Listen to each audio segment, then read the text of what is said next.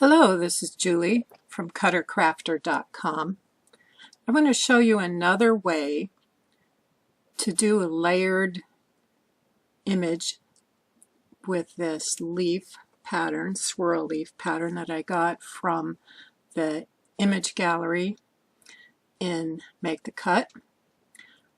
Now, there are many ways to create layers. This time I'm going to show you how to do an inset layer or shadow on the inside while keeping the outside lines the same size.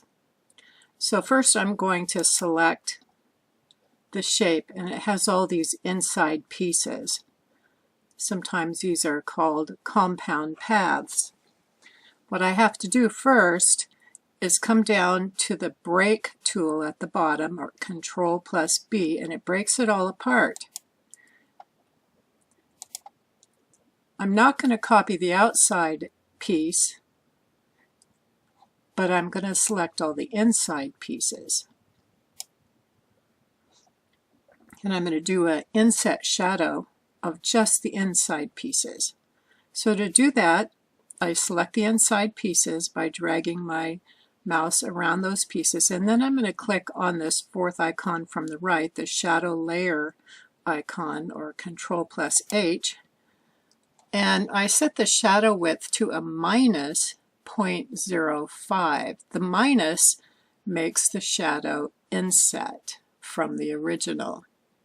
I'm going to leave the corner join rounded and accept it. Now when it creates a shadow layer, you can see all the pieces, the new pieces, are on a separate layer. So I'm going to hide the original layer, and now you see the bigger pieces. I can move these aside, and they are all joined together.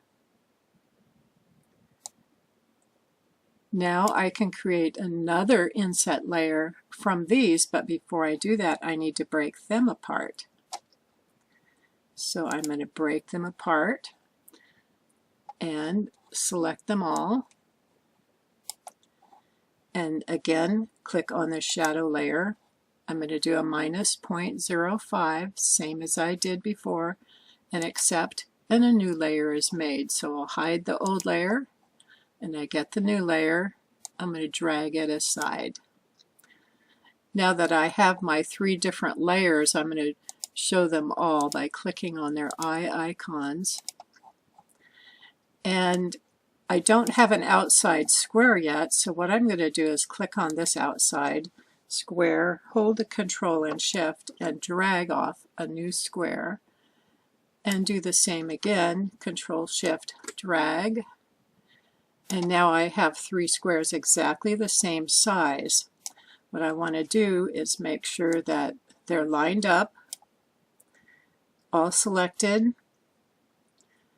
First I'm going to select the inside pieces and join them using the Join tool, which is the center icon, Control J, and then with the Shift key held down, I'll select both pieces and type S to stack them. Now, those are already centered, but I want to do the same for each of the others. I'm going to select all of the center pieces, join them, Control J, or click the join icon, hold a Shift, click on the outside line, type S to stack them. It centers them perfectly, and then with them both selected, I'll join.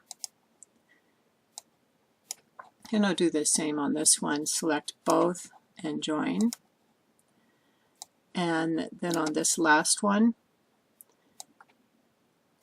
these are already joined, so I'm going to hold a Shift and select the outside, type S to stack them or center them, and then join them. And now I have three different layers. I can assign different colors to the layers. So, and I'm going to move the thickest layer to the bottom and the original layer to the top, and the layers panel on the right side. And let's change the colors. I'll make the middle layer maybe a medium green, and I'll make the bottom layer a dark green, using the color palette. I'm going to select all, Control A, and type S to stack them. And now you see I have the 3 layers all in one. We have the top layer here, the middle layer here, and the bottom layer here, and they're all the same size. So again, select all, type S, and we have our finished layer for the front of a card. And we did it in a different way, using Inset shadows. So I hope this was helpful for you. Thanks. Bye.